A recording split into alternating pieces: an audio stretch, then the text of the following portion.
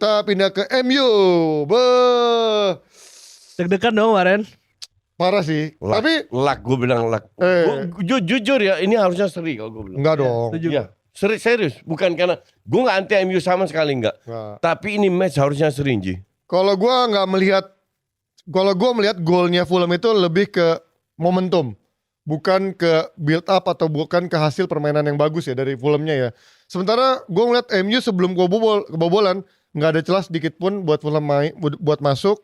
Bahkan dari sisi permainan MU menurut gua fluid banget. Tapi ketika Sesko masuk, ketika Ugarte masuk, itulah yang membuat semuanya runyam ya. Orang ada yang DM gua, lu masih mau ngeritik Sesko bang? Hey come on, lu jangan cuma lihat pemain dari satu golnya, tapi bagaimana dari involvement of the game-nya. Dia kemarin juga kena mister. Iya. Dari yang peluang pertama dia sentuhannya itu kan. Tapi Fulham bagus loh mainnya kemarin. Tapi cara mainnya, iya kalau lihat Fulham dibilang main low block juga enggak kan. Ya. Enggak low block. Enggak low block. Sekali. Karena memang heat map-nya aja kelihatan cukup imbang gitu.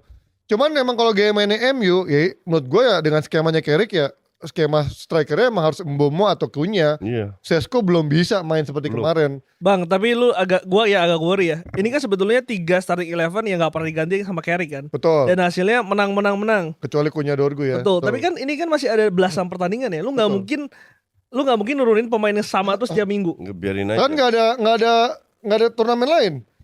Lu tadi ngomong ketika Ugarte keluar, ketika tadi Sesko masuk langsung shaky kan? Setuju. Itu dia. Nah itu yang harus di approach lebih dalam lagi, termasuk bagaimana Ugarte lebih belajar bagaimana MU bermain. itu nggak main di Champions League, nggak main di European League, nggak main di Conference League, tinggal nggak main di FA Cup, masih main satu. nggak main di Piala Kebo. Udah enggak. Udah semua. Selesai. Udah semua ya. Kalah lawan divisi 4. Makanya gue ingetin lu. Grimsby. In case lu lupa. Grimsby ya. Nggak main di Piala Ciki, nggak main di Piala Kebo, nggak bisa jadi juara. Justru menang lawan Arsenal udah kayak ngalahin dunia tau nggak? Ya, kan start dari awalnya kan dari pelatih baru, lalu nggak bisa melihat pelatih baru cuman dari betul. dari pialanya cuman dong. Kan kita ngelihat Etienne akhir musim kan. Setuju gua. Kan kalau buat fans MU justru melihat resurrectionnya lah setelah pelatih baru start lagi dari 0. 3 pertandingan kemenangan beruntun ya hasilnya bagus lawan 2 tim bagus lagi. Iya betul, tapi apakah lu pede dengan bench-nya bang? Maksudnya ketika nanti ada yang ketika Euro main udah jelas. Itu dia makanya dan kan? lu lihat juga kan pengalaman dengan mantan pemain MU yang namanya Ole Gunnar Solskjaer. Setuju gua. 8 match beruntun menang kok nggak salah. Iya, pokoknya nggak terkalahkan lah. Ya. Habis itu jeblok juga. Setuju gua. Itu pun gua masih stick tuh argumentasi gua. Even dia menang 10 pertandingan, nggak terkalahkan 10 pertandingan pun, gue masih agak ragu. Justru gue bilang, teori gue, di mana mereka bisa bermain bagus lawan City dan Arsenal karena diberi space. Kemarin itu lebih sulit. Makanya gue bilang, gue melihat 5 pertandingan ke depan. Kalau untuk gue di luar skor ya, kemarin itu jauh lebih sulit. Dan bahkan untuk gue lebih layak seri. Dominasi yang mereka lawan, ditunjukkan MU lawan Arsenal sama City nggak kelihatan kemarin. Oh, coba lihat statistiknya. Gue nggak setuju kalau soal itu ya. Karena dominasi tengahnya itu kemarin bagus banget coach. Bruno itu bagus kemarin. Bentar lihat. Dominasi apanya? Lini tengah. Yang mana lihat lu lihat? Berdasarkan apa? Lu lihat kemarin Bruno kan 2 assist. Casemiro 1 assist 1 gol.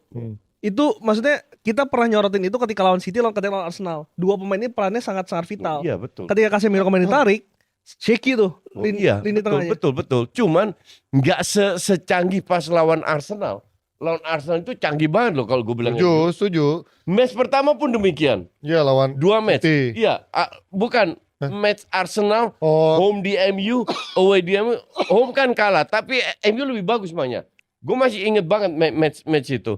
Tapi kalau kita bicara dominasi, itulah kenapa gue bilang Fulham ini nggak layak kalah kemarin. Bahwa MU main kan lebih ke momentum. Golnya Cunha yang keren, golnya tapi golnya Kevin juga momentum lah itu.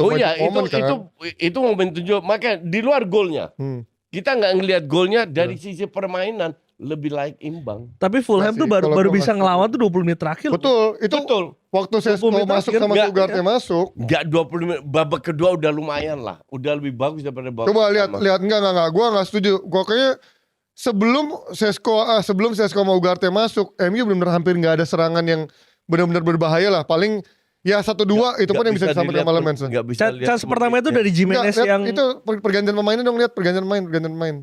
Line up-nya. Itu menit berapa sih kemarin si Sesko itu masuk? Nah, 70 coach. Ini gue ingat banget. Sampai menit 75 atau 74 hampir benar-benar semuanya tuh solid dari MU lah.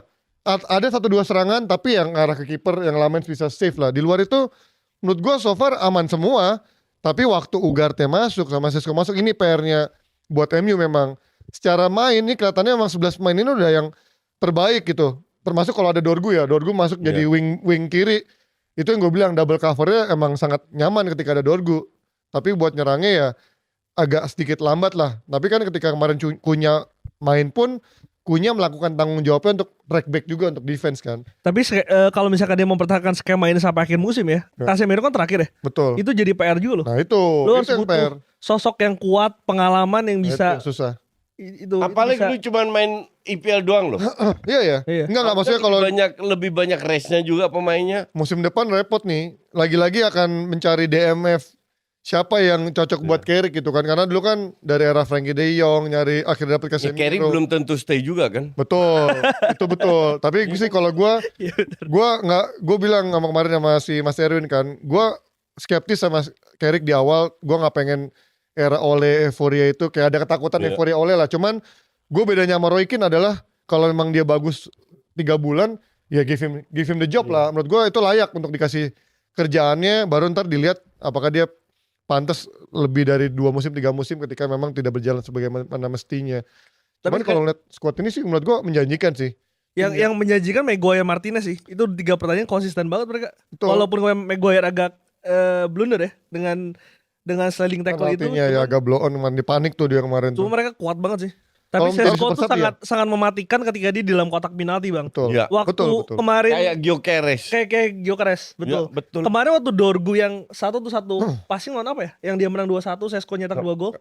Lawan Atau yang seri ya? Berapa minggu itu lalu? yang sebelumnya, itu yang sebelum lawan City kan. Betul, Lawan- itu kan finishnya gila banget kan. Iya, iya. Terus kemarin kejadian lagi, dikasih umpan Bruno yang mateng, Iya. finishingnya tuh oke gitu. Secara positioning, secara touch dia tuh oke lah gitu. Artinya dia itu bisa bermain kalau dapat bola seperti itu. harus jadi real striker. Iya, real striker. Jangan disuruh kerja keras kiri kanan muter gitu. Sama kayak Gyökeres. Sama nggak tuh, bisa. tipe itu. Nah, Iya. tapi gua benar-benar Casemiro, gua harus mengakui ini musim terbaik Casemiro sih. Terlepas dari segalanya.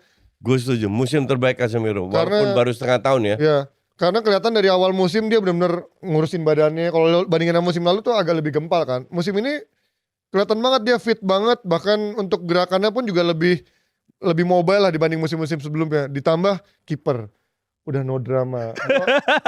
Jadi kurang hiburan nih kita yang menonton. save juga berapa kali loh. Udah gak ada drama. Makanya orang mungkin, gue juga mungkin di awal cukup skeptis ya. Karena gue di awal lebih prefer kayak Amorim pilih Martinez dibanding dia. Karena butuh kiper yang punya karakter. Tapi ya so far Lamens sudah menjawab semua kritikan itu tanpa basa-basi.